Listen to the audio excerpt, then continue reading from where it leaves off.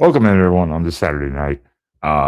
First and foremost, yes, the happy hour hangout, as usual, will be later. But welcome in, everyone, to the first episode of the Creator Series here. And we are blessed with someone that we all know so well and love from a certain clip. And I have no better appreciation for it more than now and ever. And so should you. So, everyone, welcome in, please. The one and only Waco O'Guin. Drugs, drugs! Look out, drug train coming through. Who wants some drugs?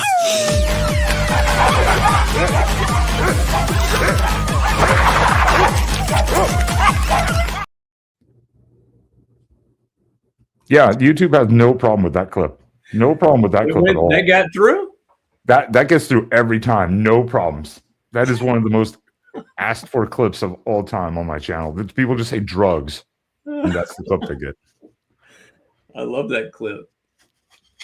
I love that. It's amazing how that gets through, but nothing else does. Yeah, it's amazing. YouTube's. I love the dog tits. The way the dog tits are animated is very nice.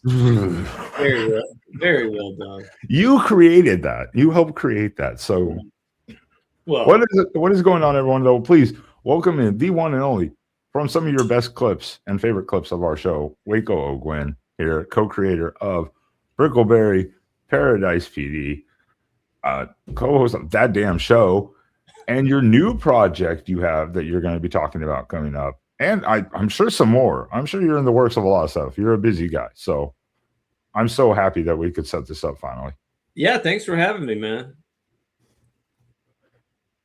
No, it's you that's taking the time to come on this little channel to discuss yourself, even though Steve is dropping those gay eyes behind you. Yeah, he's looking right at you. He is. He's Ranger of the Month. He's Ranger of the Month, and he reminds you of it all the time. Yeah, I had to stop playing Resident Evil 4 to be here. Very busy. I was so busy. I had to wake up from a hangover from a heavy Mexican dinner and a couple of tequila shots to be here. Also, I had to get woken up. Like, don't be late for your show. I was like, oh, thank you. Damn it, Wendell. No. Well, I'll start this for later. I'll start that for later. We have code words. So if people put code words in for different things, I have clips for them and I'll play them. I'm like, not tonight, but I'll later. CJ Yarrow, I think he loved to say that line. I think that's the one thing he remembers about being on our show. He always brings it up. Was that clip? He loves that. Good morning, Wendell's from Australia. Jimmy from the UK. Yo. Troy over here. Yeah, yes it is. I love you guys being here. But Waco. I guess I want to start off. What is your new stuff coming up? You have your Kickstarter rolling. It's in full swing. The link for that is also in description of this channel, or this video rather. Sorry, the video. It's in the description, so everyone go there and check out the Kickstarter and help support it. 3 more days on the Kickstarter, but it funded really quickly, so we're definitely making the graphic novel, and got most of it written already, and our artist is working away on the rest of the pages. And you can explain a little bit about the novel, kind of what it is. I mean, it's a explicit graphic novel. Can you explain the kind of the storyline a little bit, just to help out the viewers? Yeah, so basically, when we actually pitched Farzar, our sci-fi show, to Netflix before Paradise PD, but Netflix didn't pick up Farzar. They picked up Paradise PD first, and then we came back and did a season of Farzar later. But we had this plan for Farzar, this villain, Charles Lovely, who we actually introduced to Paradise PD season 4. So we kind of knew how we wanted the shows to wrap up.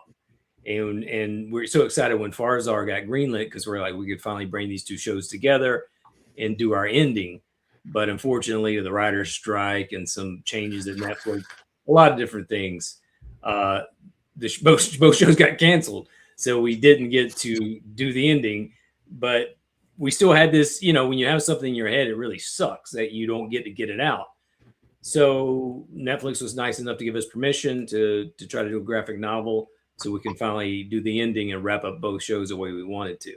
So that's what this book is. And yeah, completely uncensored, no execs to answer to or anything. We're doing whatever we want in this book. So yeah, not that Paradise was all that censored anyway, as you said. It's not like we were pent up and all these things we wanted to do. We did pretty much whatever we wanted, obviously. No, I love that, because I think that's the thing that killed a lot of fans, was that there was never like an official ending to anything. In a way, it was like you ramped up and then it was just done. Yeah, we really left on a cliffhanger because we had hopes that we would get to do a big crossover and end the show, you know, the way we wanted to. But yeah, we're gonna get to now. I love it. Again, the Kickstarter for this, again, is in the description below this video. Go click the link. $1 helps. Yeah. $1. Anything just to help promote the production and the financials of doing this. Because, I mean, I can't even imagine the financials just to do even an animated series of any sort. Well, you know, anything, it's still expensive. Insanely expensive, yeah. Can you kind of walk as a creator, walk that through, like looking back at something like, say, Brickleberry, going into that, because that was Comedy Central. And I know Daniel Tosh, of course, as Malloy, as the voice of Malloy, even though he didn't want to be the voice, he didn't want to have a voice character role. No, he didn't really. He's not, you know, he's not really an actor. He's a stand-up, so I don't think he's all that comfortable acting. You know, which is funny because he is quite good on stage at acting in a way. I've seen him live. I saw him live just 3-4 years ago in Savannah. Yeah, I flew from Houston to Savannah just to see him because I could get $70 front row tickets. Nice, a bargain. But he's comfortable on stage, right? So he's good. And look, I thought he was great as Malloy. Even though he didn't want to do it, he didn't really think he could act it well. I thought he did an incredible job. He basically just needed to be himself, you know, because we modeled Malloy after him, kind of. And yeah, I thought, and you know, everybody seemed to really like it. So I'm so glad he ended up playing Malloy, because we really didn't know what to do with the character, because we did a pilot where Malloy was like, he had a Irish, wasn't he? Scottish or Irish? Scottish, yeah. And it was like, and we just love the Scottish accent, so like, this is gonna work, and it just didn't work. It was just weird, and so we're like, we got to do something with this bear that's different, because his whole personality was different. He wasn't like snarky, he wasn't spoiled, you know. He was more of like, he wanted to push all the humans out of the park because he thought he was like an eco-terrorist or something. He thought that people were ruining the nature and everything. It just didn't work. So we were just so lucky that Tosh ended up doing it, and the character worked out so well. And a lot of people ended up being, you know, that Malloy's their favorite character. But yeah, so Tosh wasn't involved at first. We sold the pilot to Fox. We did a pilot presentation for Fox. It was way too dirty for Fox. So, even though they said, we asked, he's like, does this need to be like PG? And they said, no, this is not going to air. You guys just go do whatever you want. I just don't think they realized who they were talking to, because we made it insane. And when they watched it, they're like, what the hell is this? So no, we didn't get picked up by Fox. And then, then Tosh jumped on board after Fox passed. So when we walked into Comedy Central, you know, he had the number one show on the network. So we thought it'd be a no-brainer to pick up to Sears, but they still didn't pick it up. They wanted us to do a whole another pilot, and we said no. So we had to go. We sold it to Adult Swim, and then Comedy Central was like, "Wait, actually, we do want it." So we had to. Comedy Central's been on such a decline, though. That's a shame. I mean, that was in college, man. That's all we watched. We just had Comedy Central, had Kids in the Hall reruns, and it was just a great channel. You know, South Park. I don't know how do you screw that up. I don't know what happened, man. I don't ask me. Don't ask. I guess ask Tosh too. The fact he was going to sell the main viewership, and then they canceled his show. Yeah, executive changes. Yeah, it was so weird because they had signed him to this long contract, and then immediately a year later they said forget it. But I'm sure they still had to pay him because that's how contracts work. Oh yeah. I don't know. It was just a strange decision. And then they said they were going to do more animation, but they haven't really. So I don't know what's going to come of that network. Yeah, I don't know. I can't even deal with that. That's why people have lawyers that deal with that, because it's probably such a headache to deal with. I mean, I can't even think about it. I've even just doing music is a nightmare. Yeah. TV, I don't know. This is a good question, real quick, since we're on the question. Were there other actors in contention for the voice of Malloy? Absolutely. Carlos Alazraqui voiced Malloy in the pilot. He did the Scottish, which he does an insanely good Scottish accent. So it definitely, there was nothing wrong with the performance because Carlos did it the best possible job he could. He was amazing. We fucked it up. It was our writing and just silliness that made that not work. And we ended up using Carlos a ton. We used him in Brickleberry, Paradise, and he was one of the main characters of Farzar. Carlos is an incredibly nice guy and super talented. Let me see. Carlos, where? He's from Reno 911. Yeah. I'm trying to find his character. I was really looking up all the voices doing characters, and I was really blown away because you see the double voices of people doing the show. And I'm not just talking Tom Kenny, because Tom Kenny is obviously a huge part of this, and that's a whole different topic. But the amazing voice actors that you have, including yourself and Roger. Yeah, Roger does a ton of voices. Yeah, like including yourself though too. And I do one voice. You got that voice nailed down though. In every show, the same voice. You got Bobby and Robert, right? Yeah, Bobby, Robbie, and Flobby, man. Yeah, you got that shit down. And Dobby, I also do Dobby. It's got a rhyme. Dobby. It doesn't rhyme. I don't have any Dobby clips, everyone in the chat. Relax. I don't have any Dobby clips, okay? I'll find some. That one will get me blocked, though, because it'll have like a bunch of penises all over the place. What I'm thinking about definitely will get you. It's like, or if I play the Flipper people. Yeah. Shout out Roger on being the what? Oh shit! What's God? I just literally looked at this. What's his name again?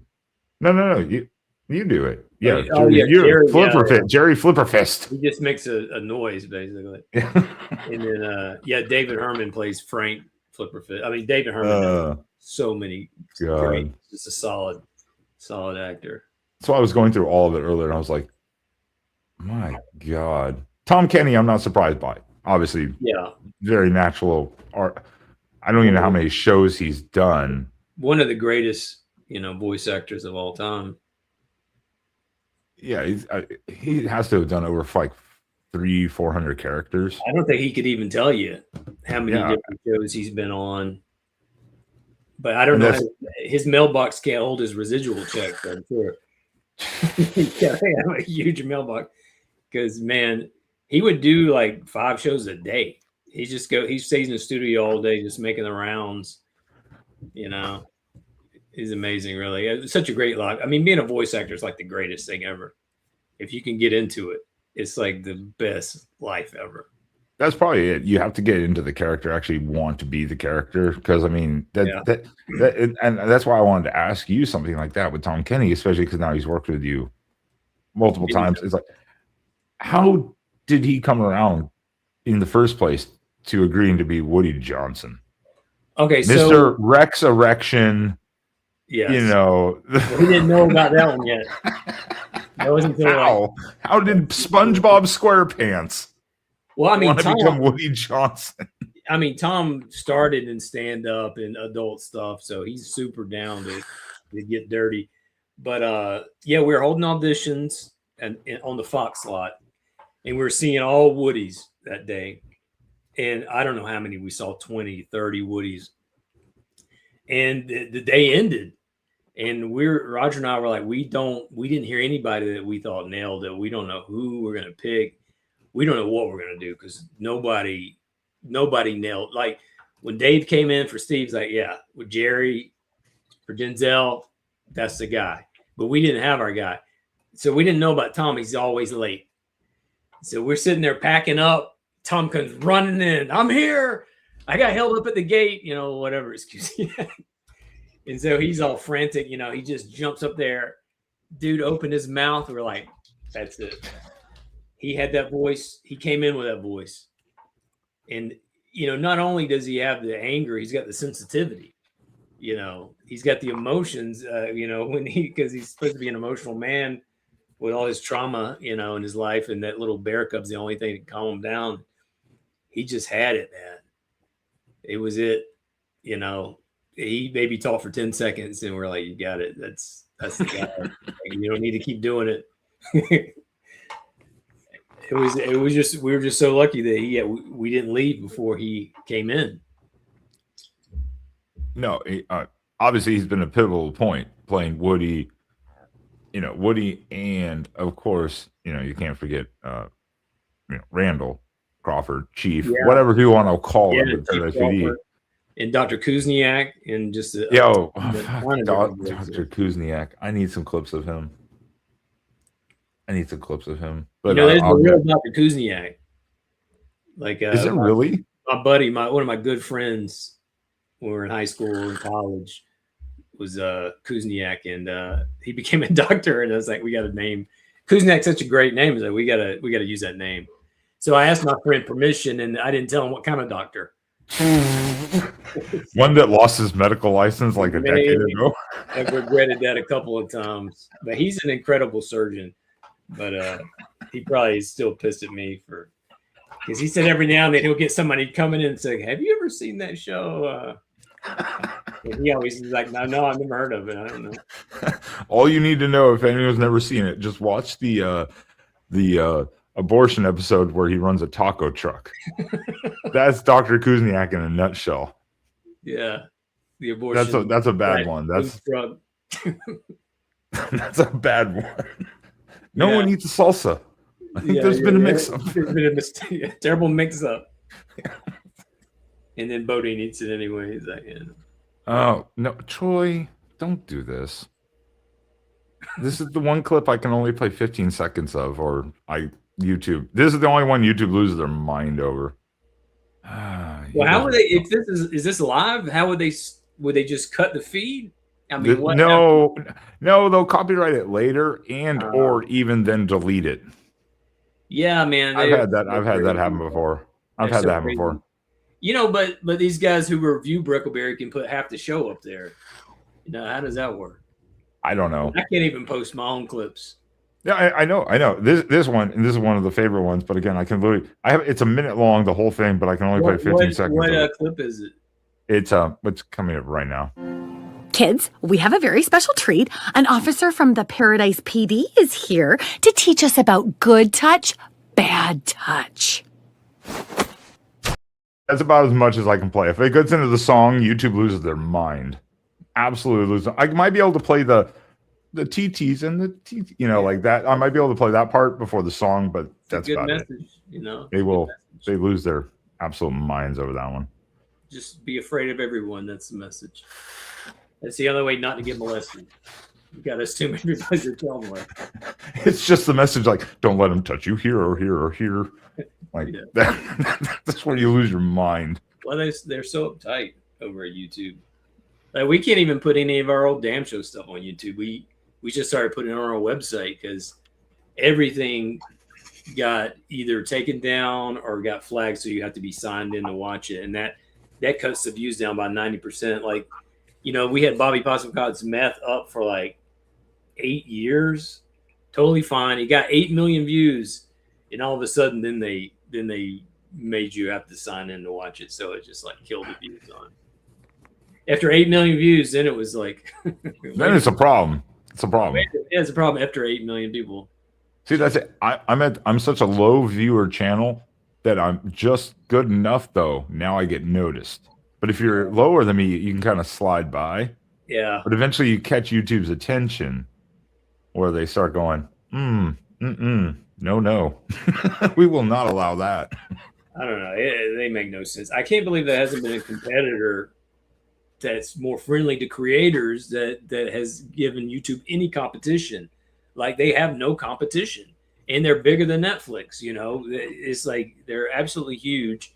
They're not good to creators, and nobody can challenge them somehow. I don't understand. Really, 2020 May 1st was 27th year of SpongeBob. Jesus, Jackson, get out of here with your random facts. That's insane. This guy is all knowledgeable. Right, this guy's all knowledgeable about like everything. I mean, but what an amazing run for that show, and all the multiple successful movies. I mean, it is wild. So what happened exactly with just going back to like Brickleberry and Paradise P.D. specifically? Like how, because I looking back at it now, you watch Brickleberry. In the second season, you got the idea that you had already they weren't renewing you because there were shots taken. Like I know the Mars landing episode, where it was like this 9:30 on a Tuesday night. No one's watching this shit. And there were shots taken. Now you look back at it. What how does that happen? Like, how does that work? Do they? Well, they never liked us, because it all goes back to the way we got picked up. We had to twist their arm. We had to force them, to pick us up, and they didn't like the way that went down, I'm assuming, and they just never liked us. They just never were fully on board. We never felt like they cared about the show. They liked the show. One problem is we had a studio, so they didn't own it. So if they don't own the show, it's way less important to them, less profitable to them. So yeah, we were like the redheaded stepkid over there because we had a studio, because of the way we had to force them to pick it up. And then maybe if we went through and done another pilot and got it picked up that way, but odds are they probably wouldn't have picked it up because they just don't pick up anything. I mean, they just like, you go in there with the number one guy on their network with a really funny pilot and they don't pick that up. Whatever has hope to get picked up, So we just got off on the wrong foot. They never really loved the show or appreciated the show, even though it did really well for them.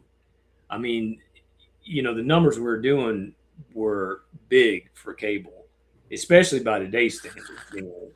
Nothing gets that kind of viewership anymore. But yeah. So we just assumed we were getting canceled because all they did was just talk shit about the show and hate us. So we're like, yeah, we're definitely. So we did the whole episode. Basically, the show was getting canceled with a volcano erupted and everything. And we kept talking about getting canceled. And we were kind of shocked we got picked up for another season, which I'm so happy we did because I love that season. And that was actually the most fun to write, because everybody relaxed a little bit and kind of let us do our thing and stop giving us so many notes that season. But yeah, man, I love the show. The process of making the show was hell, because we had a network that hated us and a studio that hated us. Well, that was what I was going to say, was like, because that's the second season, there were so many pot shots kind of at the idea that it was going to be canceled. And the third season, the final season of Brickleberry officially, was just, that's when it felt like really it like peaked, almost in the sense of the 3 seasons. It peaked as a sense that's where it was going, the trajectory in the good way. Yeah, like you guys stopped giving 2 shits. No, they let us stop giving so much shit, and then they stopped giving us so much shit. And yeah, Comedy Central said they thought the 3rd season was our best season. The ratings are still solid, but they were still going to cancel us because they were so. But it's like, it's all great, guys. You're doing so well, but. And they basically said that we don't own the show. We're having to pump money into this thing that we don't own. And it's just not a valuable asset to us because Fox owns it, not us. So that's how it goes, I mean, to get 3 seasons on Comedy Central, if you're not South Park, as an animated show, pretty damn good. Because what has really? I mean, not much. No. Most go 1 season. If they're super lucky, maybe 3. So no, we're fucking very fortunate. And look, I never would have had Paradise PD. Like, we were crushed when it got canceled, but Paradise PD wouldn't have existed without it getting canceled. So in the end, it's a good thing because we actually got paid, because we didn't get paid much to be on Comedy Central, but Netflix is a little bit better. especially if you go as many seasons as we did over there. So it worked out. And we were, I mean, myself personally, let's put it this way. Everyone I've ever shown Brickleberry or Paradise PD to, 1 to 2 episodes, and I picked like the raunchiest ones. Yeah. Like, oh, I'll pick the Rex Rocket. Whatever it is, I don't care. They fucking love it. Absolutely love it. And, you know, we were pitching like he was going to be a former pro wrestler. That was the idea. And we were just like, it's like, we like it. It's like, but is that, I feel like any show could have done that. You know, it's like, I love wrestling and all, but any show could just like, what else could he be? Like, what? Let's think, like, if he could have been, what's the funniest thing he could have been? And then it came out, porn star who also dabbled in gay porn. Well, you know, that character was named after my father-in-law. Like, the whole show came out because my father-in-law is a park ranger, and his name is Woody. And so we named him that as like on a, you know, compliment, you know, but we didn't realize he was going to be in a porn. You know, you don't know where it's going. So I was a little nervous, but my father-in-law is, you know, got a good sense of humor, thankfully, and I just love the line of that one. It's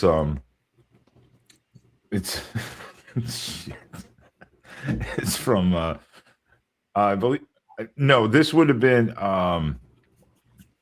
not. It wasn't Natasha. It was Caitlin Olsen. Yeah, yes, that was when she was Ethel. It was what Woody Johnson wasn't good enough porn name for you. Yeah. He's like, I don't get it. I don't get it. Yeah. You had to go Rex Erection. Yeah, I had to go Rex Erection. And shout out to I'm going to totally butcher his name. John DiMaggio. Yeah.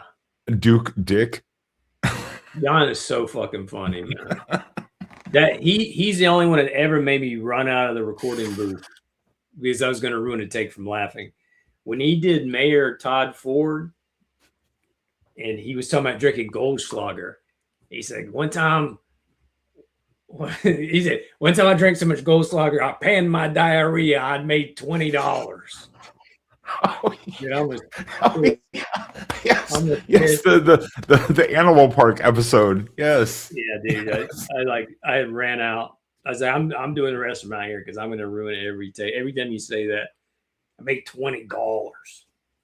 That's how I am with card games. If you play like Cards of Humanity or something like that, when something really screwed up comes up, I'm like the moderator, and I'm like reading the answers. I cannot get through some of them. I will just start laughing because I'm like so warped, just so messed up. Like trying to do prank phone. I could never do prank phone calls because I'd always laugh, dude.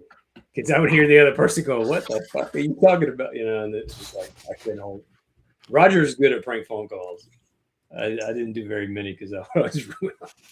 Yes, everyone. Roger is the I guess I'll call him the co-creator. That's what he is, co-creator of Brickleberry and Paradise. How the fuck did he become the voice of Connie? Well, when we first made Brickleberry, we did all the voices. Roger and I did every voice, including Denzel. Oh no! Jerry Minor was an upgrade. Minor was all were, except for Connie. So yeah, we did all the voices. And the exec heard it, and she's like, "Nah, we're gonna pass on every voice." Like I was Woody and Malloy and Steve, and Roger was. I think my wife might have done Ethel. We basically just did it because we wanted to hear what the pilot would sound like, but we were also kind of hoping maybe we get to do a couple of these voices. And so they fired us from all the voices, but we were like, you know, that's pretty damn funny. And they were like, Roger can't play Connie. Like he can't do a woman like that. So we brought in Gray Delisle, which she's incredible. And she did Connie. She did pass on Connie for the pilot. She did a good job, but there was just something about Rogers. We kept going back to that. And then I think we did a table read with Rogers Connie, and the execs was like, all right, yeah, that is funny. It's weird, but it somehow fits. It's just a funny voice, you know. And Roger actually was able to get some empathy, like he was able to play that side of Connie that was kind of rejected and everything, and made people kind of like Connie as a character, especially when you found out like how awful her parents were to her, So I mean, we honestly do care a lot about all these characters, almost like our children, even though we do put them through horrible things. That's exactly what I was thinking of. I was just thinking of the gay episode where it's like this.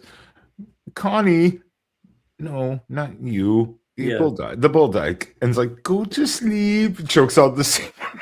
Yeah, I don't know how we got that one in. You think back on some of that stuff. I was like, holy shit. We just wanted to give her the most awful. I mean, the best way to build sympathy for a character is to give them awful parents. And we've done that so many times. And these, super like Christian, supposed to be following Jesus there, just all accepting and awful to their daughter just because she's gay. It's such a horrible thing. But we pushed that episode. That episode was nuts. That was one of the best episodes, to be honest. Like all the characters took such a swing.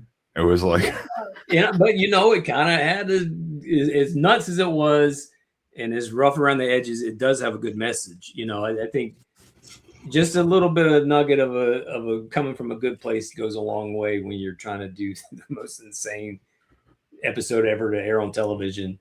But I think it does come from a good place to, like, you should accept your children, no matter what, or they turn into giant bull dykes or park rangers and stalk other women. Because I like the theme that said Connie, just sticking with Connie, the characters.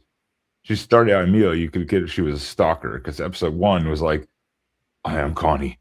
Yeah. Like, hi, I'm Connie. It's like, yeah, we met. Whoa. I think our periods just synced. It was like, whoa, okay, got it.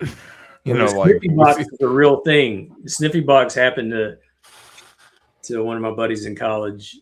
Somebody had kept a sniffy box of his stuff. So it was based in reality there. Didn't you go to University of Georgia? No, yeah. That's what a sniffy box is. Fucking Bulldogs. Jackson, talk shit about the Bulldogs. He's a Bama fan. Talk shit about the Bulldogs. I'm an Oregon fan, so when I was in college, the Bulldogs sucked. They never won. The Gators would beat us every year, and we would just have to get drunk enough to go to the games and suffer through that bullshit, man. Isn't that why students go to the games generally still to get drunk? Yeah, but at least they get to see him win. Mike Bobo was our quarterback. That dude sucked. I'm waiting. If Jackson's still in the chat, he's going to drop some random weird facts. He can't talk more shit about the Bulldogs than I do. I doubt. So. No, he's a Bama fan. He's like, I've lived in greatness for a decade. That's all he says. Mike Bobo sucks. Well, I just said that. No, that's all his response was. Mike Bobo sucks. Yeah, I agree. Fucking Troy. He's an Ohio State fan, by the way. He has Cubs on his thing, but he's an Ohio State fan. Yeah. These are all part of also our college football show that we did for Oregon. So a lot of these people. Yeah, so when the Bulldogs are doing well, it doesn't feel right. It's like it doesn't feel like it's my team, I'm like, what the fuck? So we got to see them win a national championship out here in LA. It was just weird, like, wow. How is this the Bulldogs that I remember? This is the same team, man. Well, so I tell people, hey, I'm an Oregon fan. I suffer pain every year, no matter how good they are. I still suffer pain at the end of the season. Oh, yeah. You know what? This is part of it. Oh, here come with the stats. Shush. You didn't have to bring that up. Shush. Yeah, that's right. I had to do a live stream about that 22 game by myself. That was the first post game I did live by myself. I was like, God, kill me. Yeah, you don't want to do a live stream during that. Oh, God, kill me. Waco. So what you have something besides this Kickstarter, you have something else coming up, I believe, or is this the main thing? This is what we're doing right now. You know, we started this Facebook page with this new animated show called Those Scrubs, because we're trying to start a show on the internet, so hopefully we don't have to give the rights away when the network is interested. Because with every show we've done, we do it the traditional way. We write a pilot for the network. Usually they pass, but every now and then they'll pick it up. But then that means they own the show forever. You never get it back. So if I wanted to do more Brickleberry, can't do it without permission and all that good stuff. So we're trying to get this show popular, so we have some leverage, so we can actually, you know, also help it sell, and then we can keep the rights to it, so we don't have to give our characters away. That's a great point. Real quickly, because I was going to ask you that, and I kind of bypassed it. Was, had you started thinking about Brickleberry again, or had you thought about relaunching it? But I assumed it came down to discretions on rights and. Oh, dude, we never stopped thinking. We've been trying to get Brickleberry back for 10 years, man. I mean, well, it's gone to Netflix, it's gone to Hulu. So I don't know who owns the rights right now to Brickleberry, Disney, for instance. Disney. Oh fuck, you're never getting it back. You know, I'm not getting it back. You're right. I'm not getting it back. You're never getting it back, man. I'm not getting it back. Nobody's getting anything back. But it did so well on Netflix, we almost had it rebooted to Netflix before Paradise P.D. But then they were like, why would we do something that we don't own? You know, it's all about they want to own it. So that's where Paradise came from. But it did better in more numbers on Netflix, and that was after it was canceled. It's huge numbers, way bigger than Comedy Central. So yeah, I mean, Netflix is great, man. I just wish it went on there before we get canceled. We probably would have got another season.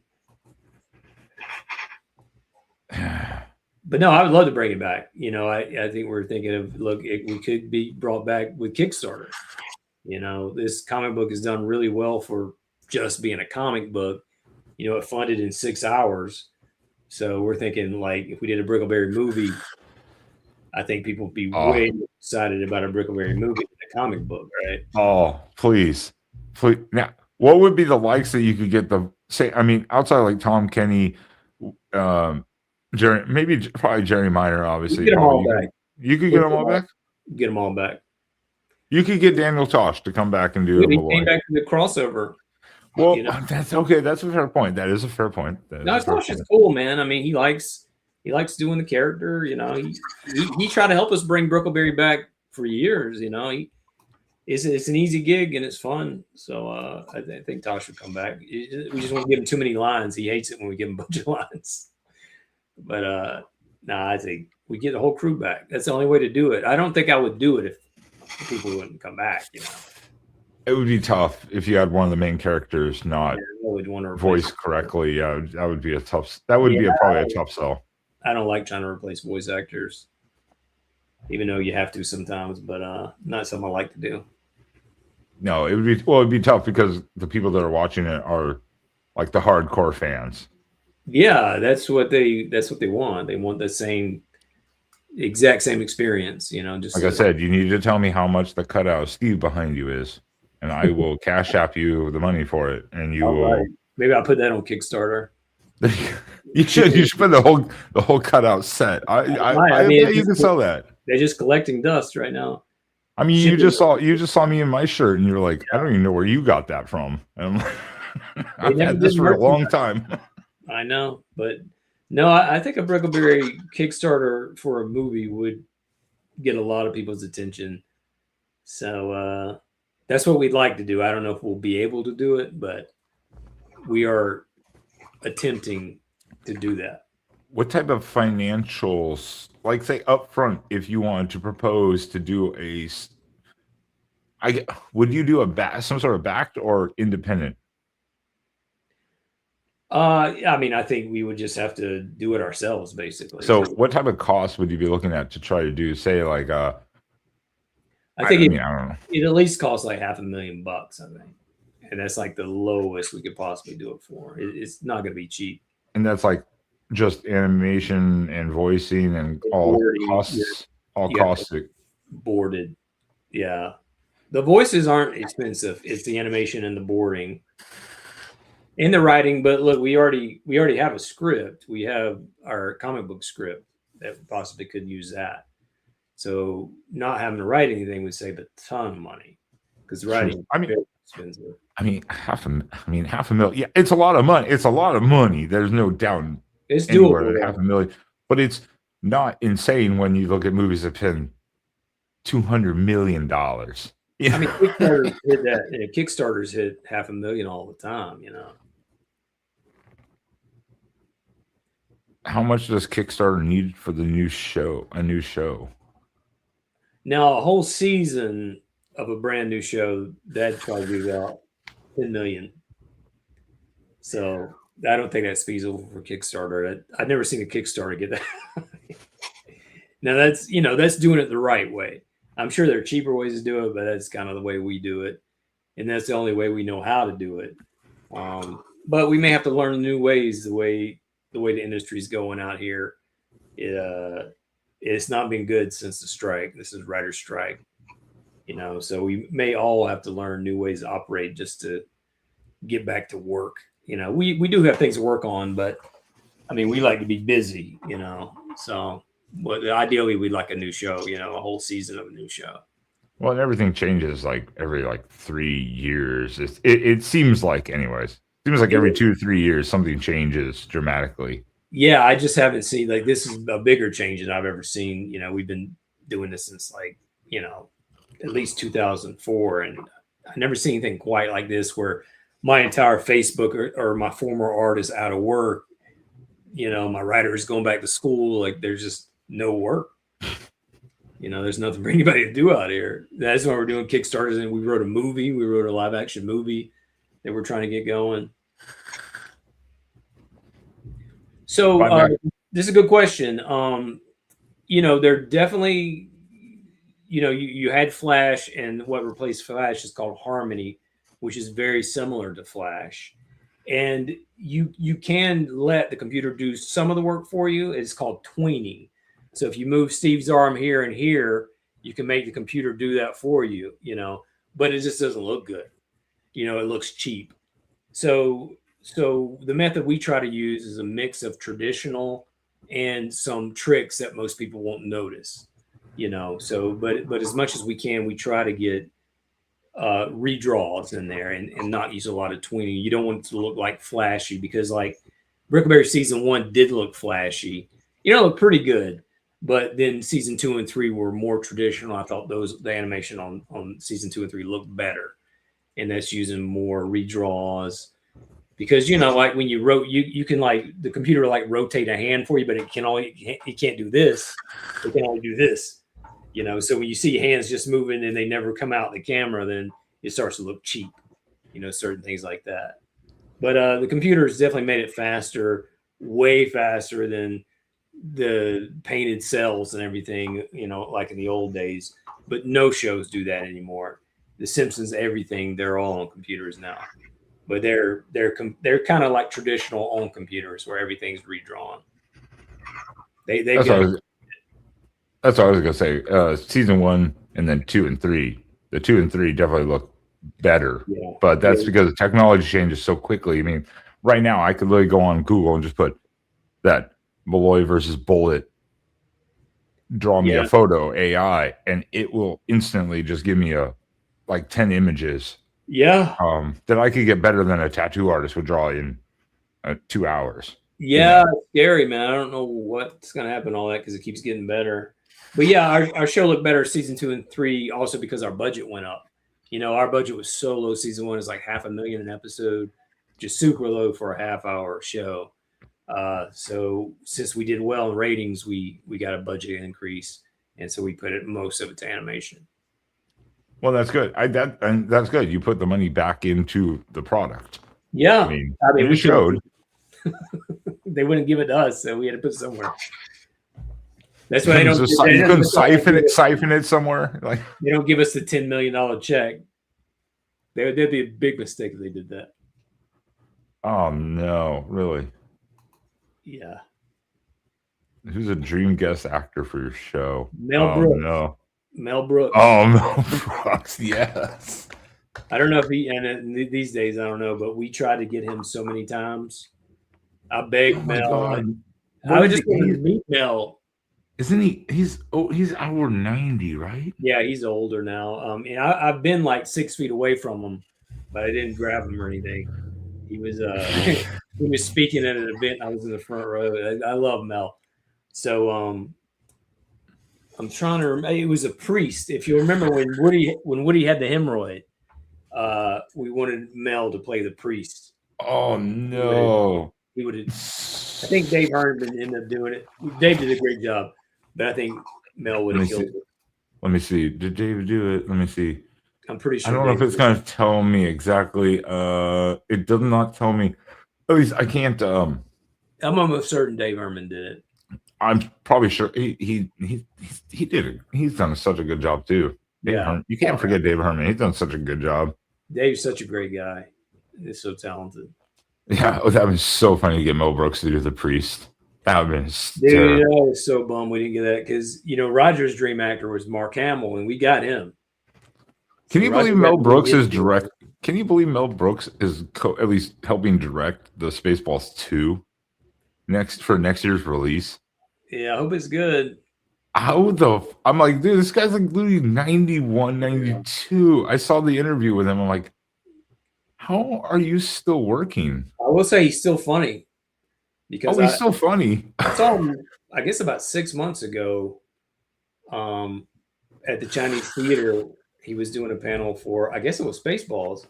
And he was still telling all his stories and cracking jokes. But, yeah, I just hope it's good, man, because what a great movie, I mean, it's silly as hell, but it definitely has insanely good moments. I mean, they would have done the second one, but I guess, Rick Moranis stepped away from acting at that time for family reasons and stuff, just walked away from acting for a while. So that was why they kind of shelved it. Do it without him. Yeah, they kind of shelved it. I mean, you can't have Spaceballs without Dark Helmet. No. You just can't. It's kind of like if you do a Brickleberry movie, you can't have it without the voices. That's right. You just can't. You can't do it. So I'm glad they didn't do it without him. I was surprised he didn't even come back for Ghostbusters. So they were begging him to come back. But yeah, I just hope it's good. I'm ready for Scary Movie 6 or 7, whatever it is, coming in June with the Wayans brothers. So starved for that kind of thing. That's going to make so much money. I mean, that's why the movie we wrote. I was like, people are starved for R-rated comedy. Well, and non-PC, don't give two fuck type of movie, because as I understood, the Scary Movie stuff, the Wayans brothers got pushed out after Scary Movie 2 because of the topics they were doing. They got pushed out of it.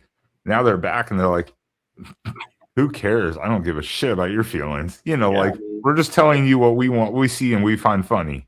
It's just comedy kind of stuff. I mean, comedy's, as long as it's funny, it's not there to offend. It's there to make people laugh.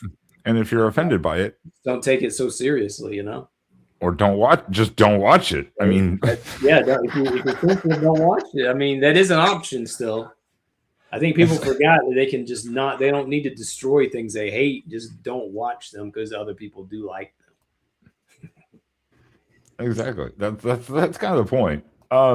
There was one other comment. I know we've been going. I don't know how much time you have. I'm here for all the time you have, Waco, but I didn't want to take a bunch of your time. But there was a question earlier. Sure. I don't know if this is correct. This is from way earlier, actually. Can we get a Bobby Cossum's voice from you? I ain't doing that goddamn voice, you fucking motherfucker. Add reverb, add a little reverb and studio quality to that. As hard as it is to pull that voice, it's like, I think I'm more comfortable as Bobby than myself. I definitely I can't really act as myself. I could do it as Bobby, but it's a weird thing. It's fucking Bobby's intro to the show too. It's like, oh hey, Park Rangers, what are you doing? It's like, Malloy. It's like, have you not noticed there's a man inside me? You know, they almost didn't let us do that because they saw it in the script. They're like, what the fuck is this? And we're like, it's not going to be graphic. So we had to have someone draw it, and it looked just like it looked in the show. And they saw it like, okay, we get it. Okay. And then they were like, okay, that shit was funny.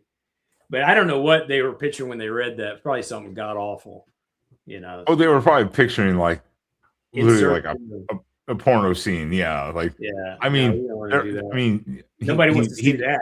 You did get into, well, Bobby did, into a leather costume with a ball gag, you know, basically. So and he changed out of it. You know, but I'm gonna take this off now. I just want to try it on. It's like, I feel like stuff. Malloy's like, I feel so stuffed right. You about to be the ball gag. Come on. Yeah. No, I like that. I like that. You know, I like to push the bestiality package if we can. Why not? Is that bestiality or is that zoophilia? I'm pretty sure it's bestiality. What is the difference? Though? Well, Malloy's a bear, so isn't bestiality just like, I don't even fucking know. Is it the same thing or different? Chat, let me know. You guys are all fucked up that watch my show. Somebody Google it. Troy's Googling it right now, or Jackson. Someone's Googling. What's the difference? They'll get put on the list. That's exactly what I was going to say. Yeah, the things we have to Google for the show is like, we know we're on something.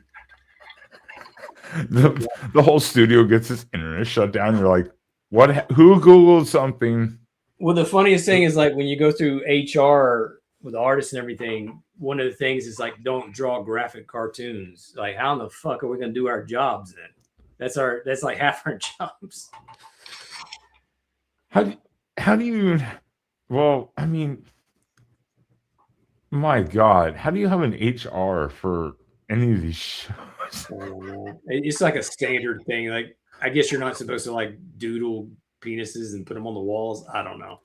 And just don't butt slap your coworkers or whatever, like for the show, not for pleasure, I guess. Yeah, I don't. No cum shots in the studio. Like, who does HR for this? Because they've got to be the leanest, easiest HR to deal with. I think they just laugh through the, you know, because they're like, I can't do my job then. They're like, so we're just getting paid $100K. Sweet. Yeah, Jackson, what is it, man? What is it?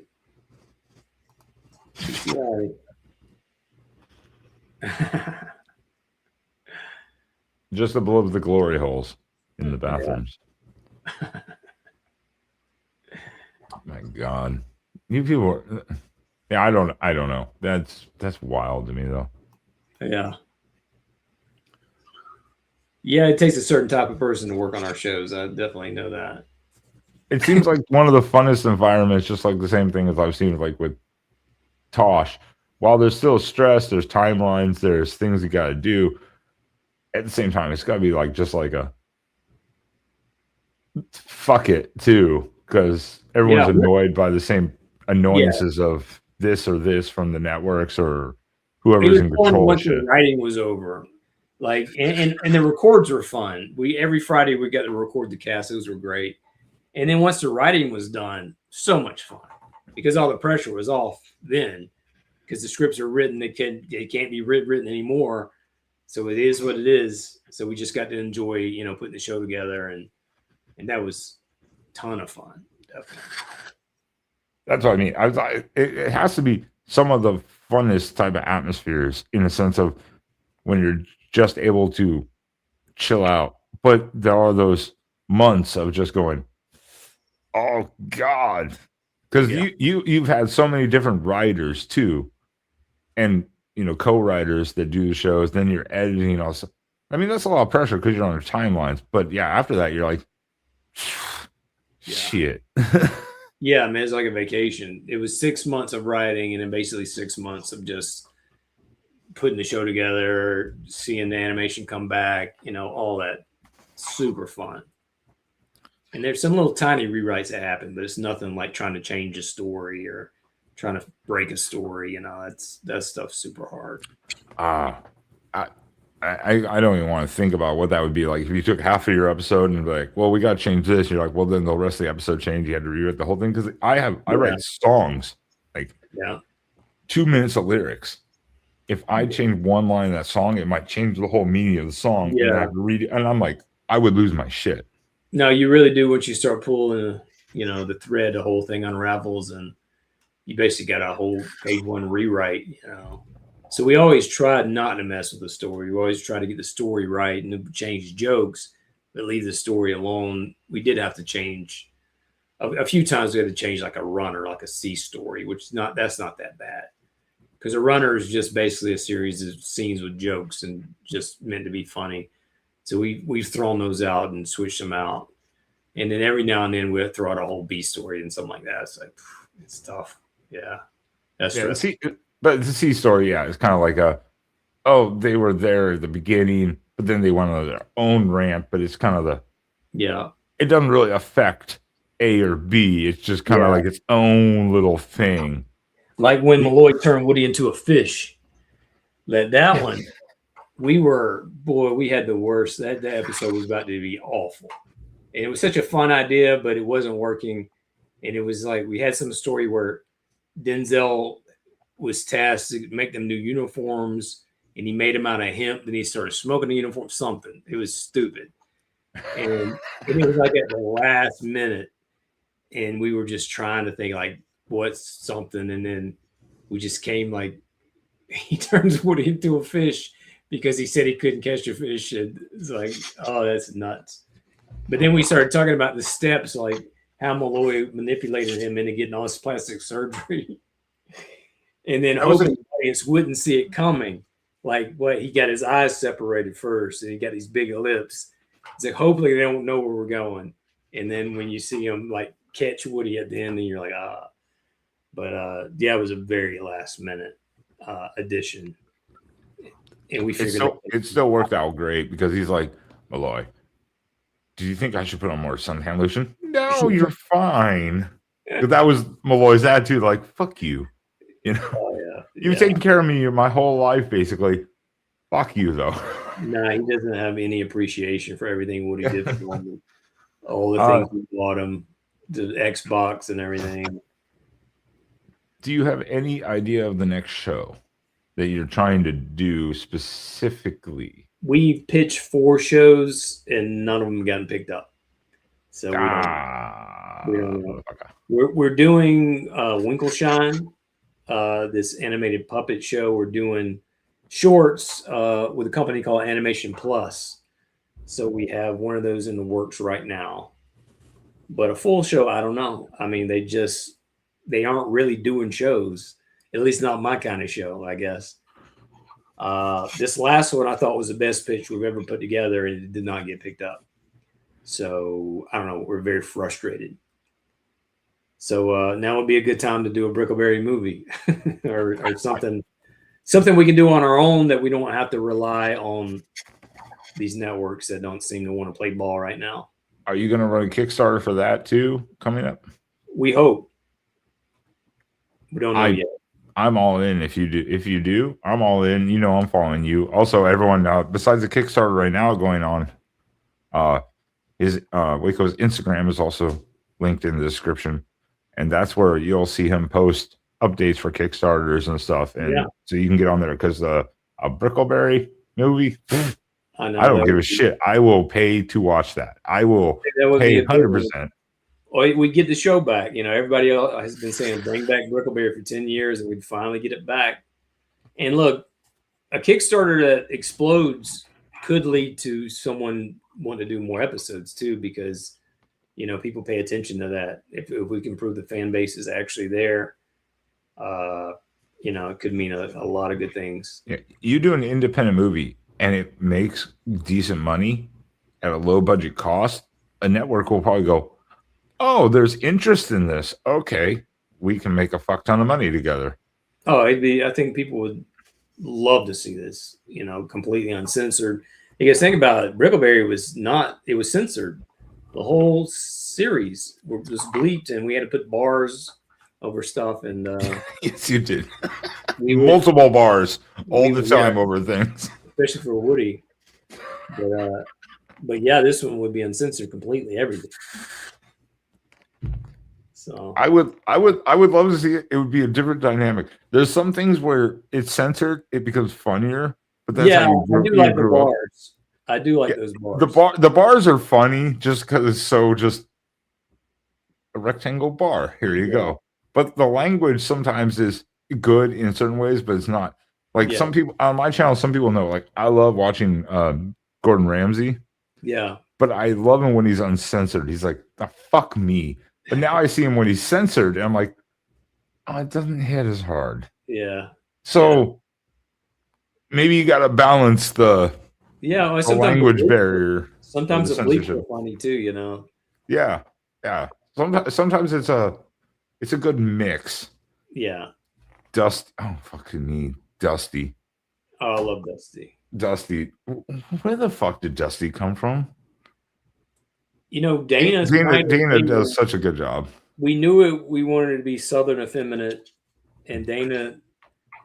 That was another one. As soon as he opened his mouth, we like, you got it, man.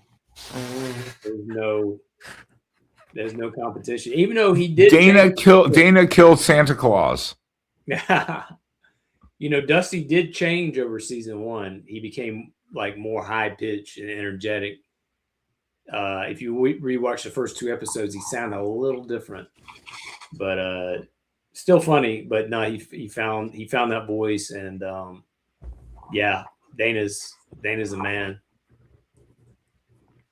Can I ask something? Where did the creation of Dusty being a complete cat fanatic come from? And then where did the cat killing maniac character come from? The one like, I'm going to eat your brains. And then you got the shit. What's that was John DiMaggio too, right? Miss Whiskers, like, oh baby, Miss Whiskers, and DiMaggio played the cannibal cat too. Oh fuck! He played him too. Oh my god! Like how does that go back and forth? Like he sounded like Bane. Yeah. Oh, yeah. It was mostly to Bullet. It was like, oh baby. He's like, all right, fine. Oh baby. And it was like, oh my god, you're killing me over here. He's so funny. He's so down to just get crazy too. Well, I think we just wanted to make Dusty like a man child and, you know, kind of be lonely. So it made sense for him to have a bunch of cats. And then we had the idea, like, he went to prison. So who took care of his cats? And it was like, well, okay, if you asked Bullet probably forgot to take care of his cats. And that came up because I think my wife's mom was supposed to watch someone's cat and she forgot. And the cat ended up being fine, but the cat was fucked up, you know. The cat was like starving. And I thought it was so funny, like, what these cats starved to death, except one of them took the other cats, and one of them wanted to live. Is that where the line came from Bullet? It was like, I was gonna watch your cats, but I forgot. Yeah. Yeah, that whole story came from, and there's so many things that actually happened turn into stories. Well, that's the question too. Is like, do you think your characters come from a real person's experience of past travels, or crazy? Probably. I'm assuming both. Well, Dr. Kuzniak was real. Firecracker Jim was based on a real guy from Toccoa, Georgia. That I probably can't get into too much, but you can imagine. We actually did sell firecrackers and had some accidents. Definitely. Oh no! I'm sure there's more. Well, Gina, you know, my brother-in-law is a cop, and I went on a ride along with him. That was insane. So some bits of Gina probably came from him. Where did Firecracker Jim come from exactly? He came from Toccoa, Georgia. He was the guy who sold fireworks, and he came from there.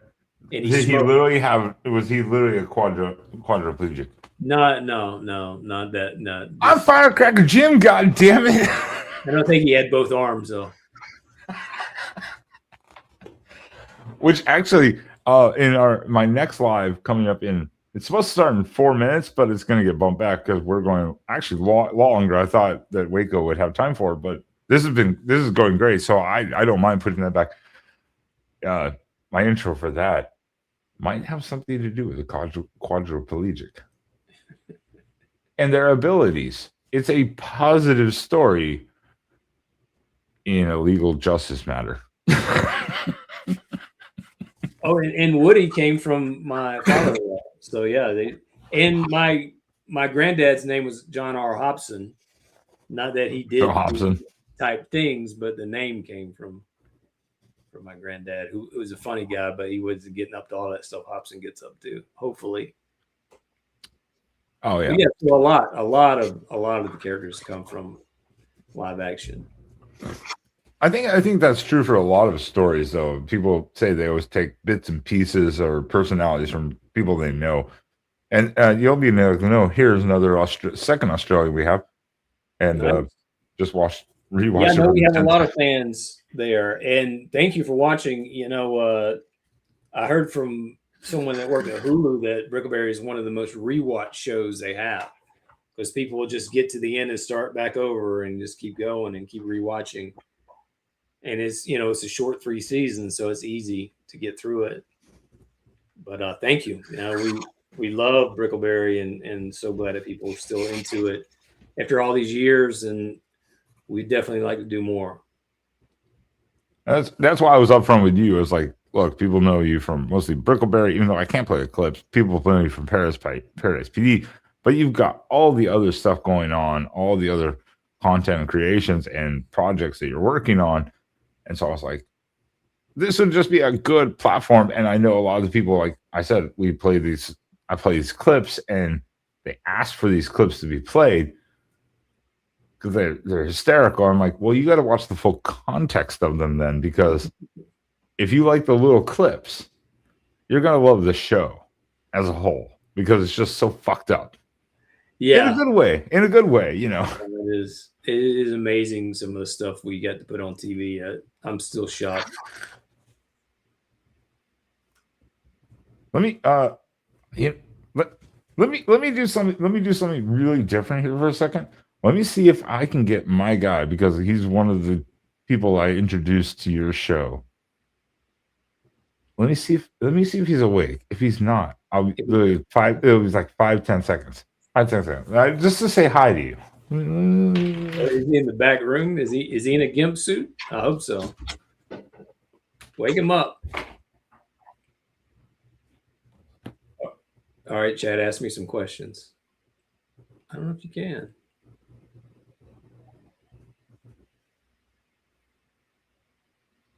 I hope this is going to be weird.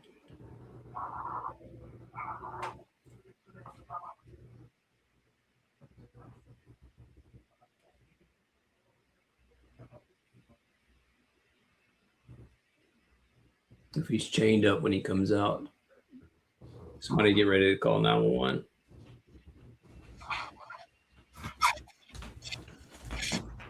You get him?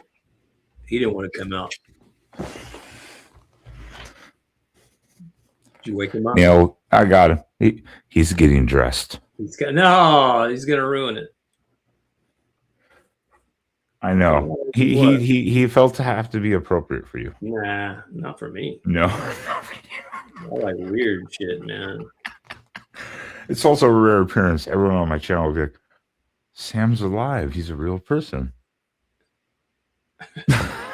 Because they don't ever see him.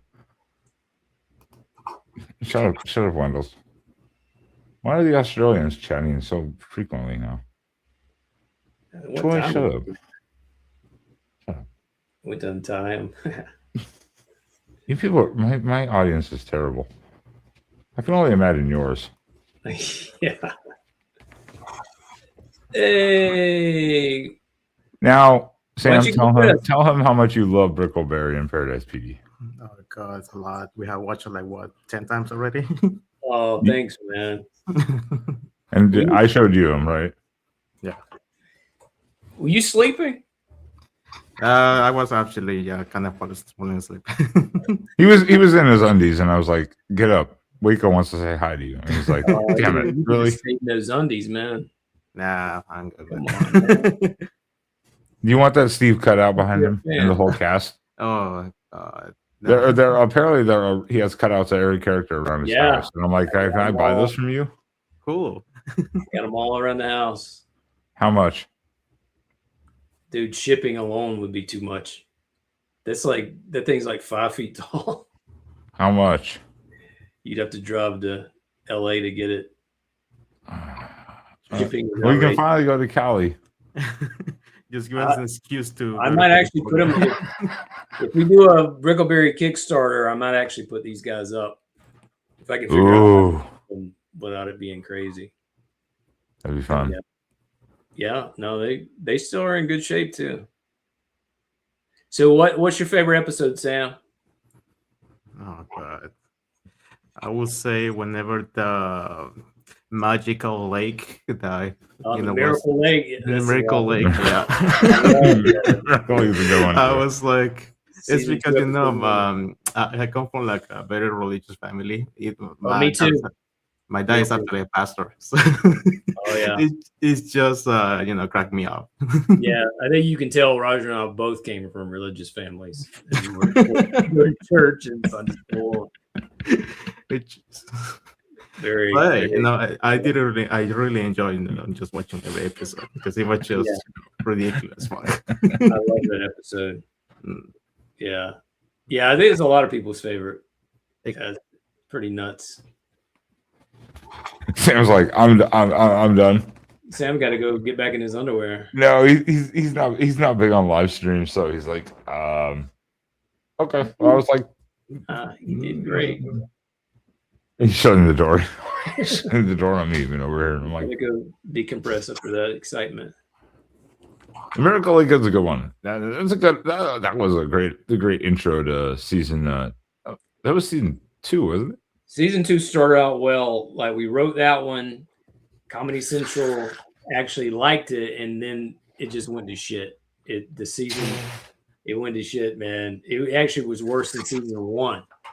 We thought it was going to be less stressful, but it ended up being more stressful. Like some of those episodes got rewritten like 4 times. Like Little Boy Malloy got rewritten like 4 times before it became what it was. And I actually liked it at the end, but man, it was rough. It was rough getting it there.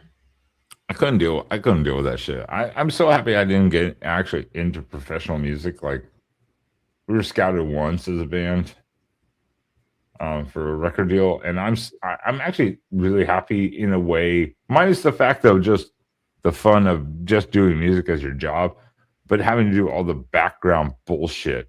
Yeah. Of it, I'm so happy I maybe didn't get into it because well, we basically quit season 2. It got so bad, we just said we're done. We quit, and then things got better after that. After we pretty much threatened to quit, they left us alone. They're like, maybe we're being too hard on the guys. They're insane. We drove them insane. Well, that's why I don't get. That's the thing. It's like if you're doing good, like ratings and all this stuff. Yeah, we did great. Lay off them. Like just let them do their shit. I think they just kind of need to justify their jobs. Is why they were so note heavy. Because if they're not giving notes, why do they need to be there? They don't. So I know it was a mess, but man, we got the Netflix. They didn't give us any notes, man. It was awesome. Well, that's good. I noticed that in the Netflix stuff. Wendell's links for specifically Instagram and the Kickstarter that Waco is promoting right now are in the description of this video below. So just click more and you'll find those links. Is there anywhere else you want to promote the Waco? If you want to watch Those Scruggs, you can search Those Scruggs on either YouTube or Facebook. It's on Instagram. It's on everywhere. It's on TikTok. But Facebook seems to be where we have the biggest following. You yeah, they've gotten several million views already over there, and we're working on new shorts now. We just recorded one today that I'm going to be animating. So this is like another set of Bobby and Bodine, basically. But it's fun. We like those characters. See, that's the thing. We love those characters, and then every time we do a show, we don't own them anymore. So we can't do anything with them on the animated side. So we have to make new versions. So that's got to be the most infuriating thing. Is like you make something new, and it's like, nah, it's not yours now. I just wish if they don't want to use it, just give it back to us, because it's okay. If you're doing something with it, that's fine. And we're not asking for the episodes. They paid for those. They should own the episodes forever. But how about the characters? If you're not gonna, because we've been trying for 10 years to have them do something with Brickleberry on Hulu, which it does great. They're not interested in doing anything with them. So if you're not going to use them, let us use them, because people want to see the characters, and it just is really frustrating that every day I have people going, "Hey, we want more Brickleberry." I'm like, I do too. I can't just use them without permission. That doesn't make any sense too. If they own them, but they're not doing anything with them, they can still make money off of like retro, like not retroactively, but like royalties because of the previous things that they own, the seasons. But you can now move forward with the new version. I don't know the legalities of that.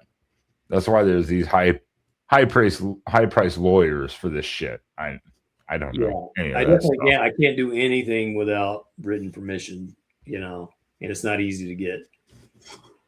But I know there's still, the Brickleberry Facebook still has 500,000 fans on there that are still very active. So there are lots of people who want to see more. Well, your Kickstarter right now has done amazing that I've seen. So when I saw it just a couple days ago, I was like, yeah. So there's a desire for the content. Base. And I get that a lot of people don't like comic books too. So there's a lot more people I think that would fund animation versus a comic. But yeah, no, we're very happy with the way the Kickstarter did. Definitely we're surprised, especially that first day, how much came in, how many people pre-ordered the comic.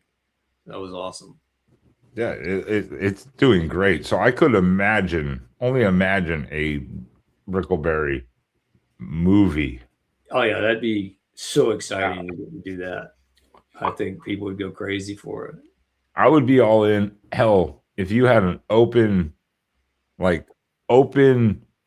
donator type of viewing party for like the donators to come watch it with you guys, I would.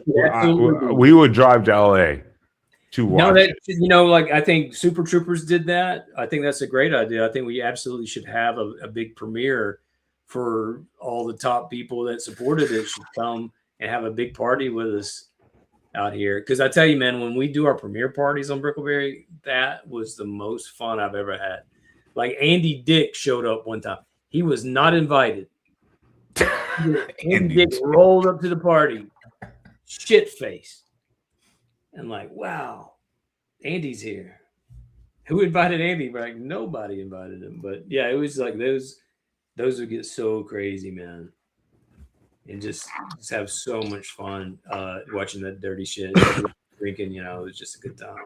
Just put a little more excitement than Tosh did in his Tosh promos for Brickleberry. He'd be like, after like 2 weeks, he'd be like, by the way, my new show's coming out. Yeah, I think he'd already gotten flack from the network, so he just like stopped. No, they didn't make him do that. Tosh wanted to do it. They didn't make him do it. But I think he just he bit off a little more than he wanted to having to do it every week and introduce every character. So, and that's a little bit of Tosh's personality, like kind of eye roll. I understood. I mean, he's doing his own show, and then he's done. Oh, now I'm in this one doing this, and understandable. Look, I have nothing. I love Dan Tosh. And he did a great job. I mean, that's why our numbers are so big. It was all because of him. I mean, he sold the show. We wouldn't have ever had Brickleberry hadn't it for him. Definitely. And I say that to like bands that like I've been in bands that have been scouted, but guess what? Sometimes it takes a lucky break or a certain person seeing you and going, I'm gonna vouch for this. And I'm not saying it's a lucky break for you guys because it was still great. It's great content, but it helped escalate you into the echelon where they will go, okay, fine. We never would have had Brickleberry without Daniel. Yeah. So we almost didn't even have it with Daniel because we walked in there with him and they still didn't pick it up. So it was a combination of a really funny pilot, Tosh, and a lot of luck in just the right place at the right time. Because, man, getting a show on TV is almost impossible. Comedy Central is a dumpster fire, though. So. It is now. I mean, it was still rocking pretty good when we were on. It was doing pretty well. And then, like, every year it would just go down, down, down. Now it's just 2018 is about when it really. Yeah. Usually they must be getting like 10,000 people watching now. It's just like there's no telling. I don't know.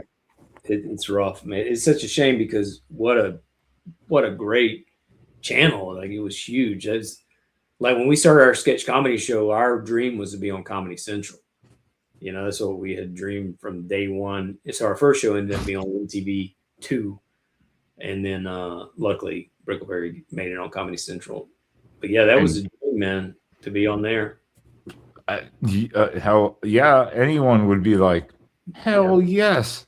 Dude, yeah. I mean, Fox would have been great too, but I mean, Fox canceled the another show. My guy who's from El Salvador, he loves Borderland. Yeah, it was the side show. They were doing that show when we were doing Brickleberry, I think. Yeah, that was a great show too. Yeah. It was so low budget. The animation was shit. Yeah. But it was so funny in one season, and they were like, "No, that was a good show. That was a good show. They don't give these shows a chance, man, because animation can go 20 seasons, man. If you got something that's good, I don't know why they don't stick with it. The writing of that was great. It was funny. It was direct to the point. It was sarcastic. Yeah, but it just canned it after. I mean, again, that was a producer and writer of Family Guy, even. Yeah, and he didn't even stand a shot. So I mean, it was like, man, it's tough. It's a tough business. It is. It's harder now than it was too. So I think we just got to figure out ways to get content to the fans, to go around the networks, like a Kickstarter, and just trying to figure out how to do our own thing that we can get direct to fans. Because we want to work, you know, and we know fans want more content like what we have. So that's why we're doing, you know, the Scrubs on Facebook. But, you know, those are just really short little videos. And, you know, we can only pump out so many because it's just me and Roger doing them. But, you know, there's got to be some way to do it at a bigger scale, but just do it ourselves. So we have freedom to do what we want. Streaming, I'm sure, helps, but I mean, at the same time, it's not reaching the masses that you need. Does it mean like the Netflix, like streamer? Or? I don't. It depends. It depends. I guess I don't know if it means YouTube or Netflix. I'm not 100% sure, but yeah, it's still not going to bring the desire back. I think the Kickstarter idea, like you said, for like let's say a Brickleberry movie, if you were to raise $200,000 or $300,000 and show that to someone to fill in the extra to say their support, but where they're not taking rights, just a funder, and say you're going to make your money back to finish it. I think that's a much better way where you keep all the rights to everything, and then that could then promote the companies to pick you back up to redo or continue Brickleberry or something, or Paradise P.D. or whatever it is, you know. Yeah, I mean, we'd love to do a season 4, an entire season of Brickleberry. I mean, all our old writers are available. Oh, you some of your writers were some of my fucking favorites. When I see them be like written by, I'm like, oh, this is gonna be a good one. Yeah, They really fit in well with us. You know, Rocky and Jeremy have written on every show we've done. They've been on all 3 of our animated shows. Can I give a shout out to? I'm going to totally mispronounce his name. I don't know if he's still available. I don't know what his sense is or where he's at. Deepak Sethi. Yeah, Deepak Sethi, man, you got it right. He had some great writing. Yeah. The Brickleberry versus the other national park like softball game type of one with the Indian robot that came in to replace they're doing that now. They're actually doing that shit now. I saw a little screen in a lobby of a hotel and an Indian dude in India, just like what we did. It is crazy. They're actually doing the shit we did 10 years ago now. That's foreshadowing. Yeah. But now reality. That shit was just so like. Yeah, he was great. Funny. He was cool, man. We used to prank phone call him like before. If we met with him, we hadn't hired him yet. And see, he knows this guy named Mark Effman that worked on our MTV show, Stankovision. And Mark's a Long Island guy, so he's got a very specific accent that Roger can do exactly. So when we found out Deepak knew him, Roger started prank calling Deepak as Mark Effman. And his shit was so funny, man. Because he totally fell for it. He thought. So we were trying to get him to talk shit about us. He wouldn't do it. It was great. But he's a good dude. And I don't want to take any away from you and Roger's writing because you guys obviously wrote episodes, helped co-write a lot of them, obviously. So I don't want to take any away from that. Sosenko, though, Russo. Yeah. Rocky and Jeremy, they're super talented, man. Oh, some of those were like, yeah, shit. We know we're going to get into something. Yeah. Well, that's why we brought them back on every show we did. You know, they're like family. And, the scripts are super collaborative because we all work on them together. And then the writers go off, and then me and Roger always take a pass on every script just to make sure it's all in one voice, But Rocky and Jeremy's would always come in so strong, we wouldn't have to work on them very much. So those guys are super talented. It's a shame they don't work more because they deserve to, because they very talented writers. You guys have so many different writers that when I saw their name pop up, I was like, yes. I mean, you just knew the script was going to be great. Yeah. That's why I'm like, I don't know what they do now. I'm not deep diving into each individual. I'm sure they're writing something somewhere as a co-writer or something. There's not a lot of jobs right now out here. So a lot of writers aren't working, unfortunately.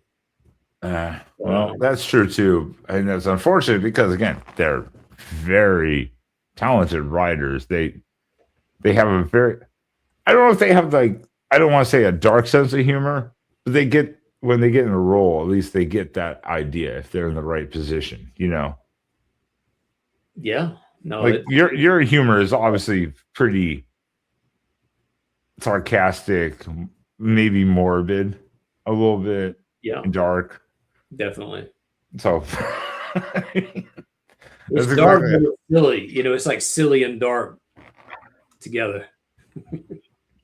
So hopefully it's not taken too serious. I'm not trying to bum anybody out, but no, we do like darkness. Absolutely. I think everyone got that from all the priest jokes and stuff, that's one of my favorite. My mom or Steve, my mom got beat up by a ghost, and then my dad disappeared. Now he's back. Like, what a coincidence. I think DiMaggio voiced that ghost that punched Steve in both eyes at the same time. You say hello to your mom for me.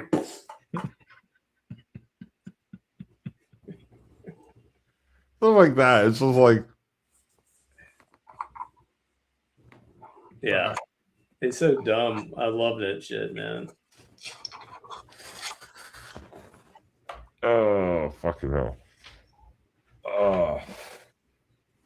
Holy shit, we've been an hour and 30 minutes. I asked you for like 30 minutes. I was like, Yeah, you got it. I don't want to delay your other podcast you got no, going. no, you're totally fine because that whole other thing is way delayed now. And most of the people that are going to be on there, a lot of those are going to be on here now. Because they're watching you. They're like, yay. Because they love your clips. There was one of this. Wait. Well, it's not there now. Shit, I unstarted. Well, that's my bad, but I remember what it was. Now I have to find where the fuck it is. I have way too many clips in my StreamYard. Where the fuck is it? Jesus Christ. This is killing me. I hate when I can't find a clip.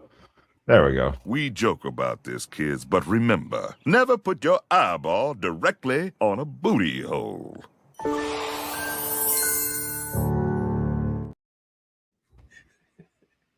Great knowledge. Yeah. Or I can make it clap, y'all. another classic. That animation was great on that. Yeah, we do have a bunch of them. I just can't play Brickleberry stuff because it pings me every time, and the next morning I have to go like, okay, fine, delete the clip, and I just gave up after a while. Yeah, that's unfortunate because it definitely helps get the show out there. It does. That's why I'm saying. I'm like, dude, it's like 5-second clips. Yeah, and you get copyright from like. I'm not like misappropriating the usage of it. It's like a 5-second clip. Yeah, we can't even post our Brickleberry podcast on YouTube. That's wild. Yeah, That's wild. And you can't. It's not like you can call YouTube and be like, no, you can't contact "Hello, I'm Waco O'Guin. I co-wrote Brickleberry." You can't do that. So. No, I don't think they care. No, they don't. They've got all the viewership. They've got all, they don't care. They don't care about individual creators. It doesn't matter if we get pissed. Well, again, I get copyrighted from my own music album, and I'm like, who do I talk to? I can't. Oh, no, they don't. They're not gonna do anything for you. There's no competition. Maybe if there was competition, they would care more if the creators were happy or not. I wish someone would come up with something. I mean, in all fairness, it's not all YouTube. It's also all the co-owners, networks, and whoever owns rights to all the shit that forces YouTube to. There are some of them way more restrictive than others. Yeah, that's true. So it's not just YouTube, but YouTube is still very censored. Yeah. Like I said, the thumbnail, this one in the background, it took 30 minutes for it to pop up. I was about to change it because it wasn't popping up. And then it popped up and I was like, oh, okay, the AI, I finally realized, it's animated. Okay, cool. No problem. The fact that AI is doing it is going to make it way worse, man, because it gets shit wrong all the time and there's nothing you can do. I put something on Instagram. I put one of our old clips, Blind Date with a Crack Whore. I put that up. And they accused me of trying to sell crack, basically, and almost got my account. They almost took down my entire account because they said I was basically selling crack. Were you in LA at that time? It's a comedy sketch. Yeah, I mean, we filmed it in Athens 20 years ago, whenever, but I just posted it like a year ago. Oh, well, see, that's why they thought you were still in Georgia, so that's why. I don't know, man. The comedy sketch, guys. There's no crack involved in this. So it's only gonna get worse. I don't know. Yeah, no one knows how this shit works. If anyone says YouTube, they know how YouTube works, they're lying to you or just guessing. I mean, and they mess with the big YouTubers too. You know, I see them complaining all the time about it. It's not just like the little guys with a small account, because our account's not huge. You know, we had it for a long time, but it's not a huge account. But yeah, they mess with everybody. I don't know if like the big YouTubers have some better channel to talk to them, maybe, but I don't know, they're not happy either for the most part. No, I don't think so. I don't think so. I've a lot of the viewers on my show know I filmed with a channel, specifically one channel I filmed with. They have like 2 million subscribers. That's a good sized channel. That's a big channel. That's a big channel. They've had a lot of issues with different things that did, and I was a tour guide with them in the Paris catacombs in France. I was a tour guide. They paid me, flew me over there. Nice. They had issues with a lot of their videos over exploration and paranormal stuff, and I was like, "That's weird. You're getting a lot of views," because like they did the video the first night with me and with comedian Matt Rife, and they're like, got like over 1 million views. Wow. Apparently there was fucking issues with it or something. I don't know the details of it, but yeah, I'm like, this channel is making money. Why are you complaining? No, that's the truth, man. And you know, you can't, when you're relying on your YouTube to make money, you can't depend on it because you don't know what's going to get a strike, or even for something that's not even true. You know, and it's tough. Like once a video gets a strike on it or gets restricted, we have to sign in, and it affects the views so much. You know, so I don't know what the answer is. I just think a healthy competition would help fix YouTube. If someone else had something that was like YouTube that started, you know, attracting people for a better user experience, you know, would probably help a lot of these issues. But I don't know. There's none right now that I know of. I would have no idea how to regulate that, because if you regulate it in a certain way, it might become a shit show. Even worse. Yeah. I'm trying to find the HR person for Brickleberry. It's not notably they are not listed. Maybe that's on purpose. Yeah. We have a Harmony administrator. What the fuck is that? Harmony is the animation program. Oh, okay. I was like, what the? It sounds like some gay ass fucking position. So that's why. And there's 2 of them. There's 2 of them, by the way. Landon and Tyler.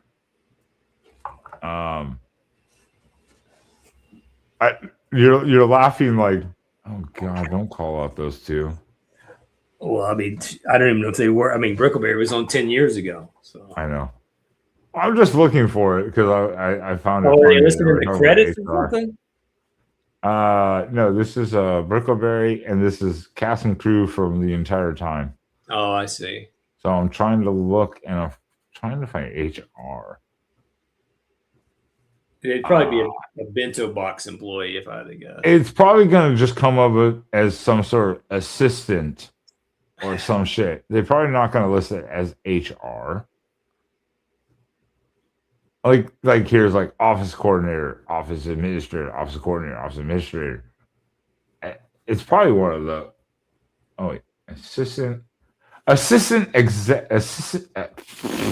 executive assistant. Roger Black and Waco O'Guin, executive assistant. Yeah. Kyle Shimizu. Yeah. It's, season 1, maybe season 2, maybe just. Yeah, it doesn't list the years. Well, hold on, does it? Yeah, 1 year. 1 year. Yeah.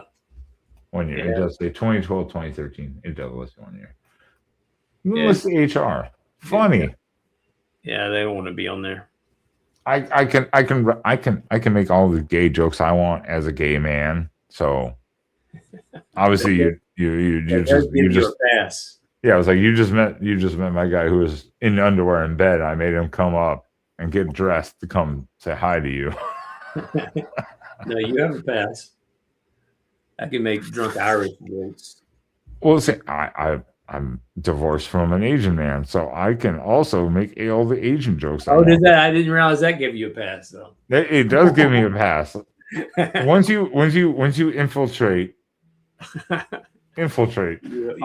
and marry and or separate from that nation, yeah, you can then officially in the divorce that you got the lawyers to give you that. That's pretty. It was a pretty vague divorce, just like mutual, whatever. But I have the pass now to then make the jokes because they're not all untrue. They're mostly true.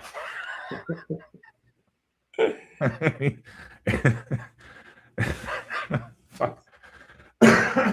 Jesus, now you got me a coughing fit. What are you doing over here? What? Yes. Don't question me, Ozzy. My chat is are bitches sometimes. Well, Waco, do you have any kind of final thoughts, words, descriptions of your Kickstarter that's going on and the next one coming up? I mean, obviously, we talked a lot about the hopeful Brickleberry project, which would be would be fantastic, and I'll be watching for that. I mean, I would be happy to announce that if we ever get the chance to do it. We'll be very excited about that. But the current Kickstarter, it's just a comic book that's going to wrap up both Paradise PD and Farzar, the plan that we had from the beginning. When we created these shows, we had an ending in mind that we didn't get to do. So now we've already written the script, and it's crazy, and I think everybody will love it. And we're actually getting to do it now because the Kickstarter funded, and got about 3 more days. If anyone wants to pre-order the comic book, we appreciate it. And I really appreciate you having me on, man. It's been a lot of fun. The comments are really fun, and thanks for being a fan, dude. We really appreciate it. No. One, I appreciate you for taking. I've said it multiple times. I appreciate you for taking the time to be here on this little channel just to help promote yourself, because your Kickstarter has done really well. But every extra little bit helps. Because, like you said, it just shows a narrative that people want this material, this content. Yeah. And like you say, then bring in like the Brickleberry movie potentially. I think you would see a huge soar in it, because I think people have been kind of dying to see kind of, even if it's like a one and done finale finally, like a Brickleberry in a way, like it could be an atomic destruction of Brickleberry. People would be like this. All right, cool. Whatever release is done. Like we saw the finale, not just abduction of cows and shit. Yeah.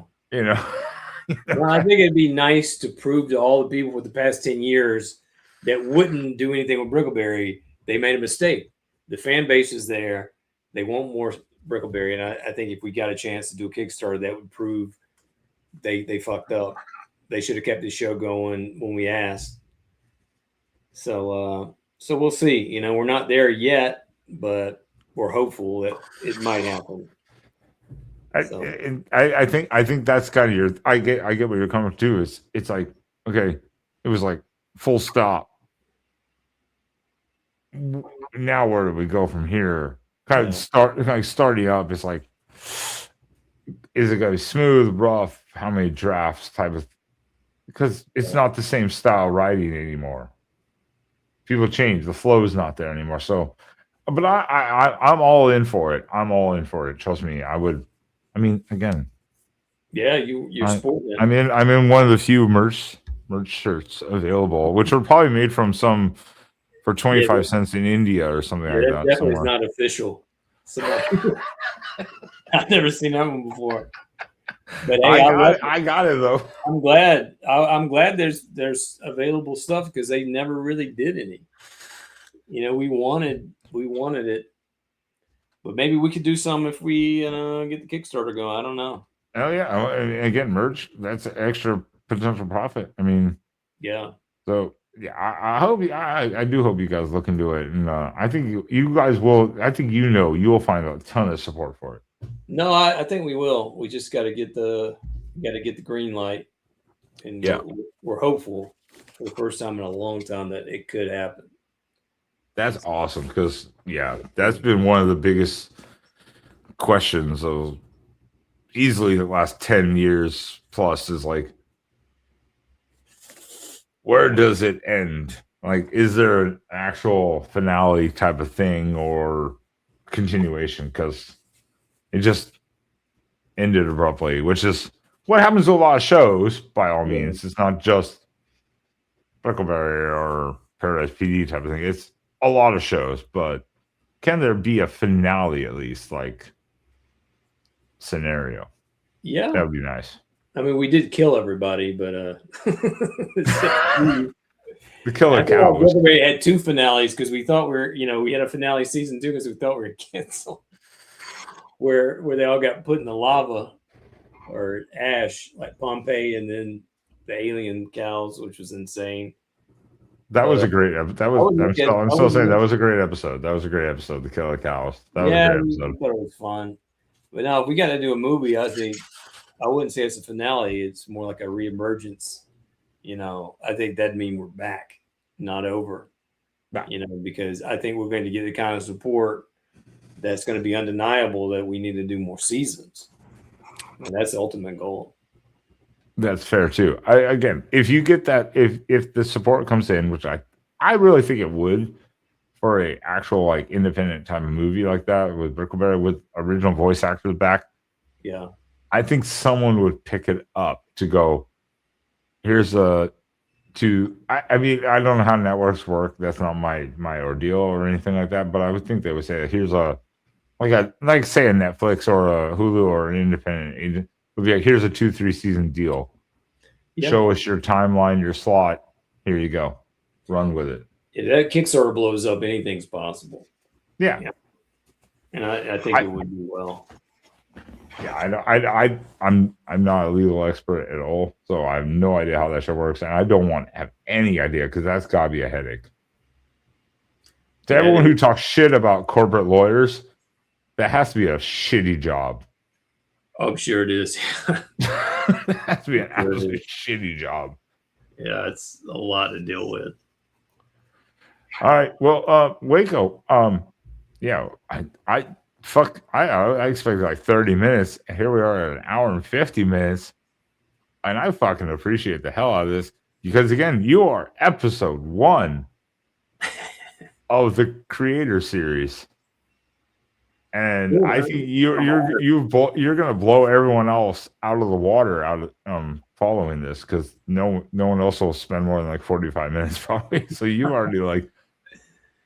No, I love talking about this stuff, man.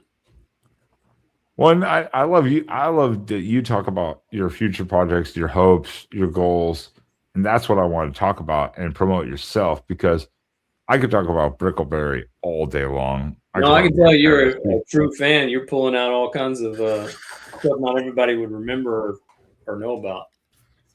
Which is funny because about 3 hours ago, I was like, "The fuck am I going to talk about?" And I haven't even pulled up my question list for another person that was supposed to be episode 1, and they kind of bailed out of it a little bit last second or had to postpone. And I was like, just use this list, and there you go.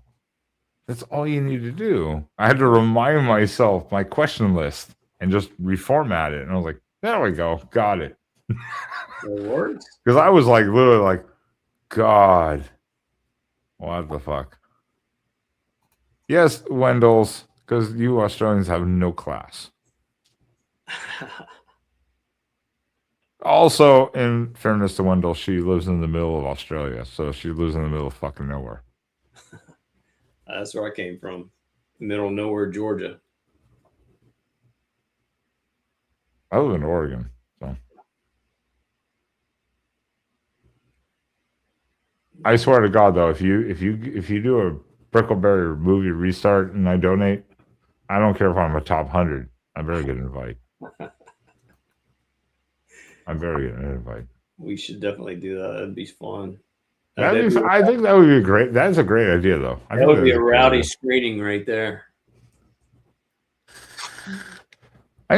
Megan, now my Aussies are getting all fucking pissy with me.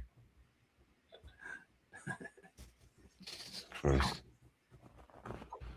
All right. Well, then I think let's wrap this because I'm going to take about 15, 20 minutes for my next 4-hour stream. Oh, man. Yeah. Normally on Saturdays, because it's my only day off. We work 6 days a week. I'm like 11 to 9 p.m., 11 a.m. to 9 p.m. ish. Then Saturday, 7 to like 12 or 1 p.m. Whoa. Sunday's my one day off. So Saturday night now, I had to move it. So we're like 10 to whenever. Well, I put it 10:45 and we're how far away is this? Where's the timer? An hour and 15 minutes, so 9:30, 10:40. Yeah, we're 50 minutes past the start time. This is gonna be I'm off Sundays. I don't give a shit. I gotta defrost my freezer because I jam packed it with too much shit. So now my fridge is leaking water. So life struggles. Yeah, man. Oh God! If Megan comes over there, avoid her at all costs. Oh God! What? She's gonna fly over for it. All right. Okay. You know what? I will. If he makes some weird just remnants of me of some naked guy like, Ben, go away, and I'm in the door, and there's like some hairy chest guy, like, okay, and walks away. I'll take it. I would take that in a heartbeat. I'd be like, that was me. AI, clip this stream. That's StreamYard. I'm telling StreamYard, clip it.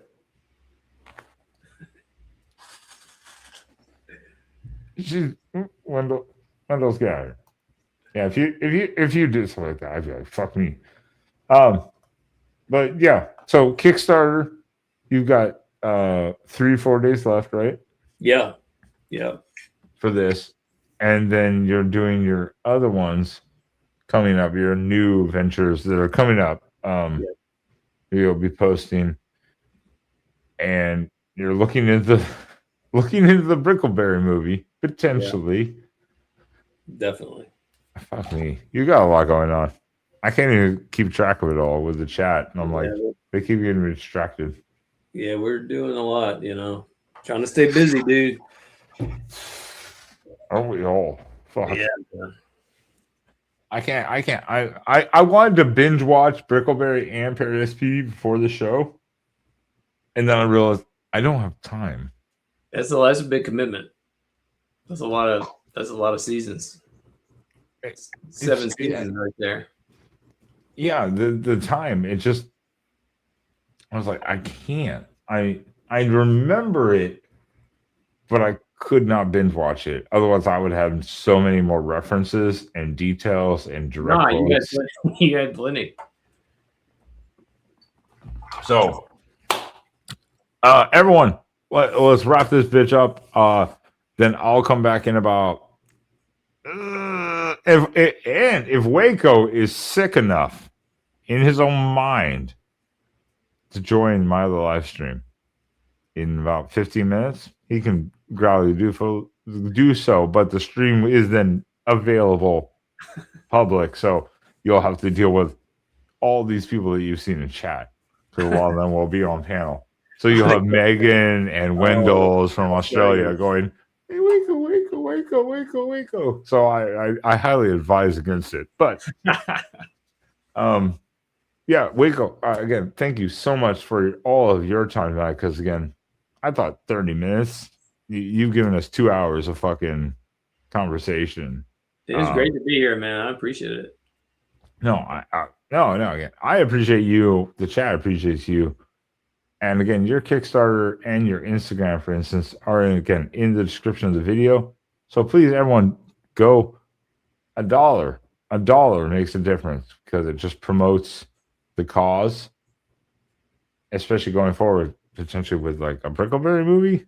I will be donating money to that. 100%.